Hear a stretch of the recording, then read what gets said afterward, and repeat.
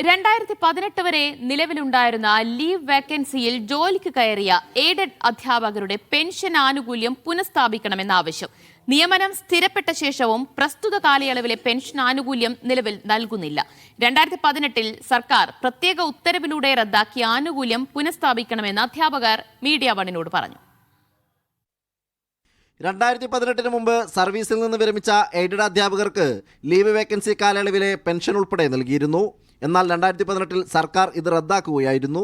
ഇതോടെയാണ് അധ്യാപകർ പ്രതിസന്ധിയിലായത്. ഒരു 30-25 വർഷം സർവീസ് എടുത്ത ഒരു അധ്യാപകൻ അല്ലെങ്കിൽ ഒരു ജീവനക്കാരൻ ഒരു 20 വർഷത്തോളം ലീവ് വേക്കൻസിയിൽ ഉണ്ടായിരുന്നെങ്കിൽ ആ 20 വർഷത്തെ ലീവ് വേക്കൻസി ഒഴിവാക്കിക്കൊണ്ട് വെറും 5 വർഷത്തെ ആനുകൂല്യങ്ങൾ പെൻഷൻ ആനുകൂല്യങ്ങൾ മാത്രമാണ് ആ ജീവനക്കാരന് ലഭിക്കുന്നത്. ആ 5 വർഷത്തെ തുച്ഛമായ ഒരു പെൻഷൻ ആനുകൂല്യം കൊണ്ട് ഈ ജീവനക്കാരന് ജീവിക്കാൻ പറ്റാത്ത ഒരവസ്ഥയാണ് ഇപ്പോൾ ഉള്ളത്. വിഷയത്തിൽ അധ്യാപക സംഘടനകൾ ഇടപെടുമെന്നാണ് പ്രതീക്ഷയെന്നും അധ്യാപകർ പറഞ്ഞു.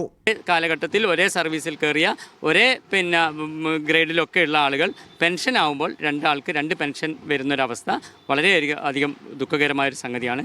അനുകൂല തീരുമാനമുണ്ടായില്ലെങ്കിൽ വലിയ പ്രതിസന്ധിയിലാകുമെന്ന ആശങ്കയിലാണ് അധ്യാപകർ. മീഡിയ 1 കോഴിക്കോട്.